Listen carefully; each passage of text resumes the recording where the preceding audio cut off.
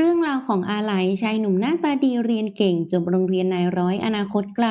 พระเอกของเรื่องนี้หลังเรียนจบเขาได้สมัครเข้าทำงานเป็นตำรวจและได้รับหน้าที่ให้เป็นนักสืบแฝงตัวเข้าไปในแก๊งมาเฟียเพื่อตามสืบคดีให้กับสารวัตรหวงทำให้ไม่มีใครรู้ตัวตนที่แท้จริงของเขาจนกว่าจะสามารถช่วยสารวัตรทำคดีได้สำเร็จถึงจะสามารถกลับเข้ากรมตำรวจได้และได้รับการยืนยันตัวตนคืนฐานะที่แท้จริงให้ จนกระทั่งถึงภารกิจสุดท้ายที่เขาได้รับมอบหมายสารวัตรหวงกลับถูกนักสืบในสังกัดของเขาอีกคนหักหลังเพราะต้องการเป็นหัวหน้าแก๊งมาเฟียที่แฝงตัวไปสืบคดีนี้อยู่ขึ้นมาจริงๆทำให้อาลัยตกที่นั่งลำบากเพราะไม่มีใครสามารถช่วยยืนยันตัวตนให้เขาได้ไม่พอเขายังถูกแก๊งมาเฟียตามล่าเอาชีวิตอีกแต่ในเสี้ยววินาทีชีวิตของเขานั้นเธอกลับโผล่เข้ามาและช่วยชีวิตของเขาเอาไว้หลังจากรอดตายมาได้อย่างบุดหวิด อะไรก็รีบพาลูน่าซึ่งคือนางเอกของเรื่องนี้ส่งตัวไปรักษาที่โรงพยาบาลทันทีระหว่างที่เขานั่งรอเธออยู่หน้าห้องผ่าตัดเขาก็เอาแต่คิดว่าจู่ๆเธอโผล่มาได้ยังไงมาจากไหนกันและมาช่วยเขาทำไมจนกระทั่งเมื่อการผ่าตัดเสร็จสิ้นเธอก็กลายเป็นเจ้าหญิงนิทราที่ไม่รู้ว่าจะฟื้นขึ้นมาเมื่อไหร่อีกไหลจึงพยายามหาเอกสารที่พอจะระบุตัวตนของเธอได้ว่าเป็นใครมาจากไหนแต่ก็ไม่พบอะไรเลย พบเพียงหนังสือการ์ตูนที่เธอเป็นคนแต่งเท่านั้น แต่เมื่อเขาเปิดอ่านเนื้อหาข้างในนั้น ก็ต้องพบกับความประหลาดใจ เมื่อการ์ตูนที่เธอวาดดันเป็นเหตุการณ์ที่เกิดขึ้นจริงกับเขา ทำให้เขายิ่งสงสัยว่าเธอเป็นใครกันแน่ และรู้เรื่องของตนได้ยังไง เพราะงานของเขาคือภารกิจลับที่ไม่มีใครรู้ หลังจากเสร็จสิ้นภารกิจสุดท้ายที่สารวัตรห่วงมอบให้ อะไรก็ถูกเรียกตัวกลับกรมตำรวจเพราะสารวัตรห่วงซึ่งเป็นอาจารย์ของเขาด้วยได้ยืนยันสถานะตัวตนให้กับอาไหลฝากฝังให้สารวัตรจางช่วยดูแลเขาต่อให้ทำให้ในที่สุดเขาก็ได้เป็นตำรวจเต็มตัวและได้เป็นเจ้าหน้าที่สืบคดีและหลังเลิกงานเขาก็มักจะแวะไปเยี่ยมลูน่าอยู่เสมอพร้อมทั้งอ่านการ์ตูนที่เธอแต่งเอาไว้ให้เธอฟังด้วยเพื่อที่หวังว่ามันจะช่วยให้เธอฟื้นขึ้นมาเร็วๆเพราะมีเรื่องอยากจะถามเธอมากมายแต่ยิ่งอ่านการ์ตูนที่เธอแต่งมากเท่าไหร่มันก็ยิ่งทำให้เขาแปลกใจ เพราะเนื้อเรื่องในการ์ตูนเป็นเหตุการณ์คดีต่างๆที่เขามักได้รับผิดชอบในช่วงนั้นเสมอทำให้อาลัยจึงสามารถไขคดีที่เกิดขึ้นได้อย่างรวดเร็วและยิ่งรู้สึกสงสัยหนักขึ้นไปอีกว่าการ์ตูนของลูน่ากลายเป็นเรื่องราวของคดีฆาตกรรมไปได้ยังไงจึงพยายามค้นหาหนังสือการ์ตูนเล่มอื่นๆของเธอเพื่อพิสูจน์ในสิ่งที่เขาคิด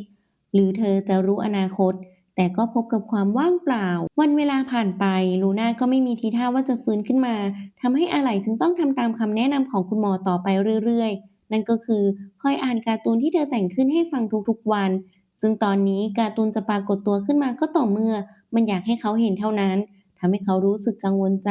และลังเลอยู่บ้างที่จะอ่าน เพราะทุกเรื่องล้วนเป็นเหตุการณ์ที่เกิดขึ้นจริงเสมอ แต่สุดท้ายเขาก็เลือกที่จะอ่านมันอยู่ดี ทำให้อาไลสามารถใช้เรื่องราวในการ์ตูนที่ลูน่าเขียนไขคดีต่างๆที่เกิดขึ้นได้รวดเร็วแม่นยำทันเวลาตลอดจนได้รับคำชื่นชมจากสารวัตรจางอีกทั้งยังจะเลื่อนตำแหน่งให้เขาด้วยทำให้อาเจียเพื่อนร่วมงานที่เคยเป็นเพื่อนร่วมชั้นเรียนของเขาเริ่มอิจฉาและไม่พอใจที่อาไลก้าวหน้าเกินหน้าเกินตาของตนจึงให้ลูกน้องแอบสืบเรื่องของเขาว่ามีเบื้องหลังอะไรอยู่หรือมีใครคอยช่วยเหลือเขาทำคดีต่างๆจนกระทั่งถึงคดีล่าสุดซึ่งเป็นคดีฆาตกรรมของดาราสาวคนหนึ่ง อาเจียที่อยากเอาชนะอาไหลมาตลอดเพราะทั้งเรียนเก่งและยังทำงานเก่งอีกจึงรู้สึกอิจฉาและอยากเอาชนะเขาให้ได้จึงแอบชิงผลงานตัดหน้าและติดสินบนคนขับรถผู้อยู่ในเหตุการณ์ให้รับสารภาพว่าเป็นคนลงมือและให้ใส่ร้ายอาไหลว่ารับสินบนด้วยโดยขู่บังคับเขาเอาไว้จากนั้นตนเองก็ปิดคดีเรื่องนี้เพราะอยากเลื่อนตำแหน่งเป็นหัวหน้าหน่วยทำให้อาไหลถูกเข้าใจผิดจึงถูกพักงานชั่วคราว แม้สารวัตรจางจะรู้ว่ามันมีเรื่องไม่ชอบมาพากลอยู่แต่เพราะหลักฐานที่มีมัดตัวเขาแน่นหนามากจึงให้อาไหลรอการตรวจสอบก่อนแล้วจะคืนความบริสุทธิ์ให้เขาจึงรู้สึกกุ้มใจมากเพราะไม่คิดว่าการ์ตูนที่เขาอ่านจะผิดพลาดจึงกลับไปที่โรงพยาบาลเพื่อไปอ่านการ์ตูนเรื่องล่าสุดที่เกี่ยวข้องกับคดีนี้อีกครั้งและได้เจอกับลูน่าที่ฟื้นขึ้นมาพอดีและกำลังจะหนีออกจากโรงพยาบาล ทั้งสองคนจึงได้เจอกัน จากนั้นเขาก็พาเธอกลับไปที่ห้องพักอีกครั้งเพื่อพูดคุยเรื่องราวต่างๆที่เขาสงสัยมาตลอด แต่ลูน่ากลับจำอะไรไม่ได้ว่าเธอเป็นใคร ชื่ออะไร และมาอยู่ที่นี่ได้ยังไงอะไรจึงต้องเล่าเหตุการณ์ที่เขาเจอเธอครั้งแรกให้ฟังว่าจู่ๆเธอก็โผล่มาจากไหนไม่รู้และได้ช่วยชีวิตเขาเอาไว้จนตัวเธอเองบาดเจ็บสาหัสและกลายเป็นเจ้าหญิงนิทราไปนับแต่นั้นก่อนหมอจะเรียกเขาให้ออกไปพบเพื่อบอกว่าตอนนี้ลูน่ามีภาวะความจำเสื่อม และปัจจุบันมีวิธีเดียวที่ใช้รักษาอาการนี้ก็คือการช็อตไฟฟ้าทำให้อะไรไม่เห็นด้วยเพราะมันเป็นวิธีที่เจ็บปวดและทรมานมากจึงตัดสินใจพาเธอกลับไปอยู่ที่บ้านกับเขาชั่วคราวเพื่อรอเธอหายดีความทรงจำกลับมาในฐานะพยานที่อยู่ในเหตุการณ์ที่เกิดขึ้นกับเขาด้วยทำให้ลูน่ารู้สึกไม่ไว้วางใจเพราะเขาไม่มีบัตรประจำตัวตำรวจอะไรจึงต้องนำใบปริญญาบัตรมาให้เธอดูพร้อมบอกว่าเขาถูกพักงานอยู่ก่อนจะนำหนังสือพิมพ์เกี่ยวกับข่าวคดีต่างๆที่เกิดขึ้นในช่วงนี้ให้เธอดูว่าทุกเหตุการณ์ล้วนเกี่ยวข้องกับการ์ตูนของเธอเสมอหากมันเกิดขึ้นอีกเธอก็ไม่สามารถหนีเรื่องนี้พ้นว่ามีส่วนเกี่ยวข้องแน่นอนลูน่าจึงยอมพักอยู่กับเขาชั่วคราวและนับแต่นั้นเป็นต้นมาทั้งสองคนก็ร่วมมือกันอาไหล่ต้องการให้ลูน่าช่วยวาดการ์ตูนเหตุการณ์ที่จะเกิดขึ้นต่อไปเพราะเขาสงสัยว่าเธอรู้เหตุการณ์ล่วงหน้าได้ยังไงแต่ไม่ว่าจะพยายามนึกเท่าไหร่เธอก็นึกไม่ออกจนกระทั่งอาไหล่หยิบไฟแช็กประจำตัวออกมาเปิดปิดเล่น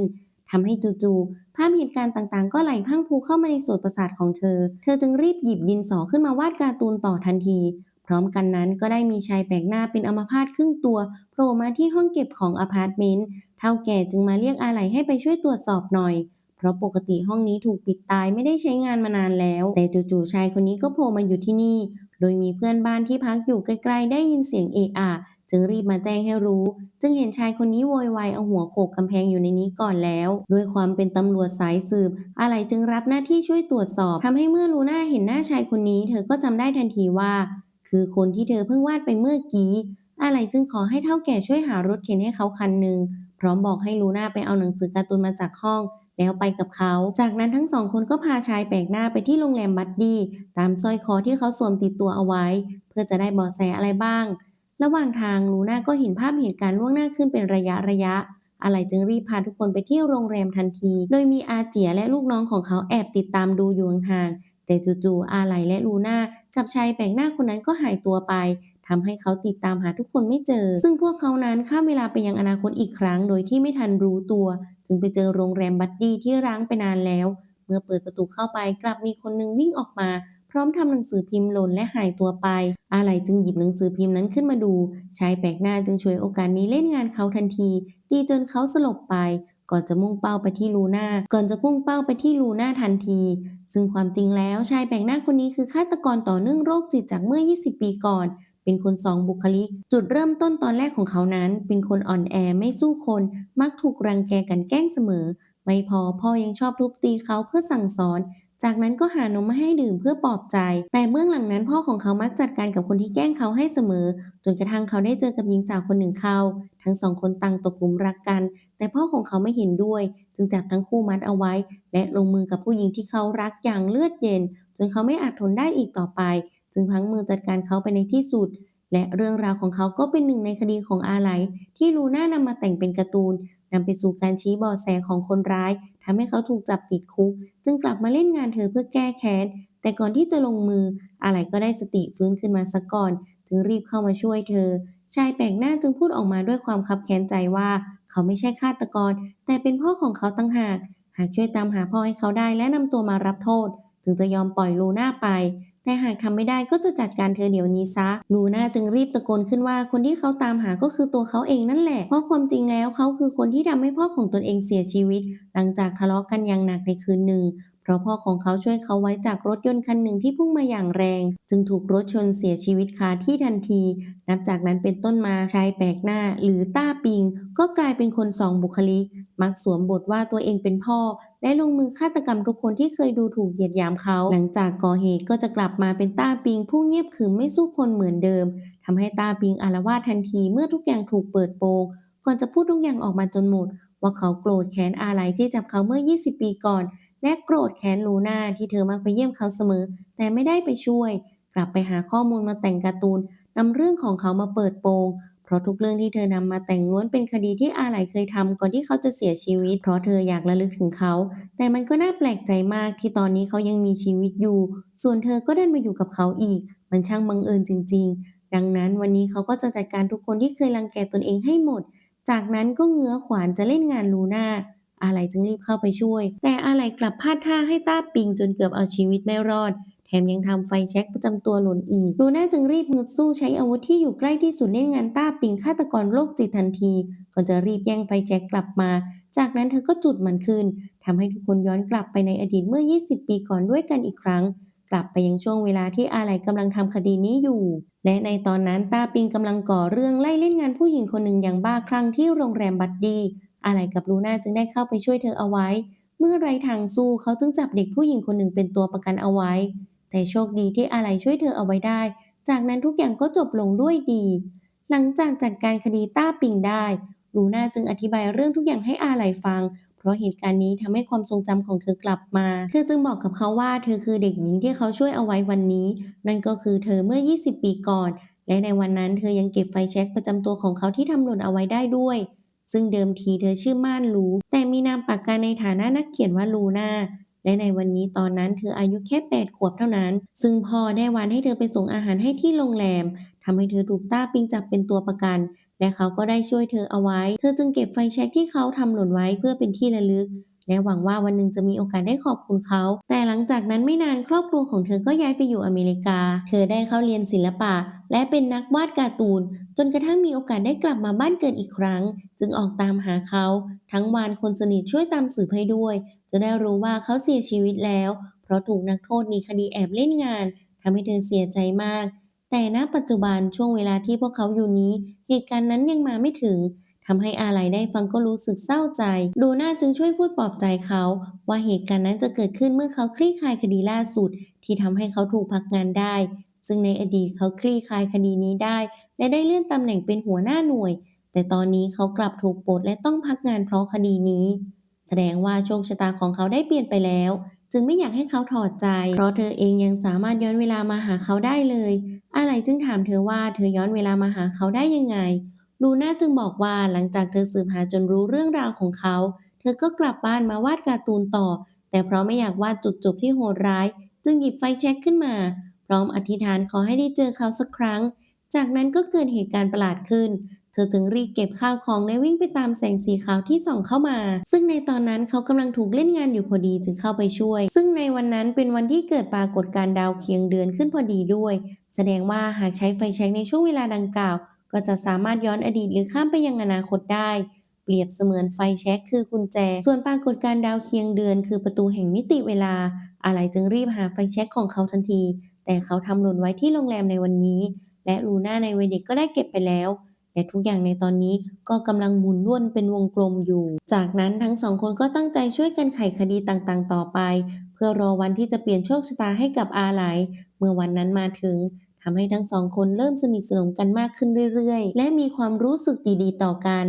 แต่ช่วงหลังๆแม้คดีจะเกิดขึ้นจริงตามการ์ตูนที่ลูน่าวาดแต่เหตุการณ์ก็มักจะเปลี่ยนแปลงไปบ้างทำให้อาไหลเริ่มรู้สึกสงสัยและเป็นกังวลเพราะทุกคดีที่เกิดขึ้นเส้นเรื่องเริ่มผิดแผกไปจากเดิมก็นับตั้งแต่เหตุการณ์ที่ทำให้เขาถูกพักงานเป็นต้นมาซึ่งตัวแปรที่ทำให้เหตุการณ์ต่างๆเปลี่ยนไป ก็เพราะอาเจียเพื่อนร่วมงานของอาไหลที่มีนิสัยขี้อิจฉาและโลภมากทั้งใส่ร้ายเขาเพื่อให้ตนได้ผลงานจนได้รับเลื่อนตำแหน่งแทนไม่พอยังรับสินบนจากอันธพาลเพื่อให้ปกปิดคดีฉุดหญิงสาวไปกระทำชำเราให้กับน้องชายหัวหน้าแก๊งอันธพาลด้วยแต่อาไหลก็สามารถแก้เกมทันจนทำให้ผู้กระทำความผิดถูกจับติดคุกไปได้ในที่สุดทำให้อาเจียยิ่งโกรธแค้นเขามากจึงคิดจะกำจัดอาไหลให้พ้นเส้นทางทำมาหากินของตนเอง จึงส่งคนแอบติดตามเขาอย่างใกล้ชิดทุกความเคลื่อนไหวเมื่อรู้ว่าอะไรจะพลิกคดีของดาราสาวที่ถูกฆาตกรรมซึ่งเขาถูกใส่ร้ายว่ารับสินบนจึงรีบวานให้คนของตนจัดการคนร้ายคนนั้นเสียเพื่อให้อาไหลสืบต่อไม่ได้อาไหลกับลูน่าจึงไหวตัวทันว่าพวกเขากำลังถูกคนจับตาดูแล้วเป็นแน่ถึงพยายามขัดขวางเต็มที่จนกระทั่งอาไหลได้รับจดหมายจากสำนักสืบเอกชนเขาจึงฉุกคิดเบาะแสบางอย่างขึ้นมาได้จึงรีบออกไปข้างนอกทันที เพื่อเจอกับนักสืบคนนั้นที่เขาเคยว่าจ้างให้ช่วยงานลูน่าเองจึงออกไปหาเบาะแสที่เธอรู้สึกสงสัยเช่นกันที่โรงแรมที่เกิดเหตุของดาราสาวคนนั้นเมื่อกลับมาบ้านทั้งสองคนก็พบว่าบ้านถูกค้นที่สำคัญการ์ตูนของลูน่ายังหายไปอีกอะไรจึงจะรีบไปหาสารวัตรจางทันทีเพื่อรายงานเกี่ยวกับคดีของดาราสาวเพื่อพลิกคดีนี้ยืนยันความบริสุทธิ์ของตนเองว่าไม่ได้รับสินบนและจะได้กลับเข้ากรมตำรวจอีกครั้ง ก่อนที่จะถูกคนกลั่นแกล้งชิงทำลายหลักฐานต่างๆหมดซะก่อนทำให้ลูน่าทั้งร้อนใจและเป็นกังวลเพราะหากคดีนี้คลี่คลายเธอก็กลัวว่าอาไหลจะพบเจอกับชะตากรรมแบบเดิมอีกครั้งแต่เพราะอาไหลรักความยุติธรรมมากกว่าชีวิตของตนเองเขาจึงตัดสินใจเลือกที่จะทำสิ่งที่ถูกต้องแม้ว่าตนจะพบกับจุดจบเช่นไรก็ไม่กลัวลูน่าจึงต้องปล่อยเขาไป และเลือกที่จะไปตามหาไฟแช็กที่อยู่กับตัวเองในวัยเด็กแทน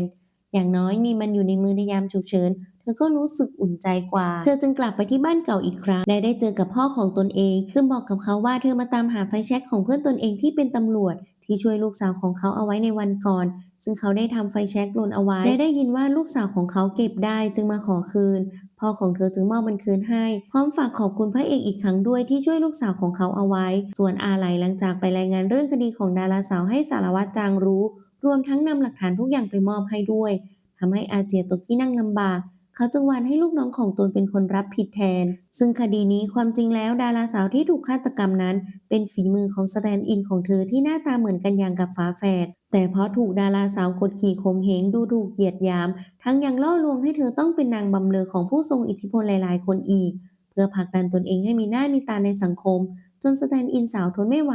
เผลอลงมือฆาตกรรมดาราสาวไป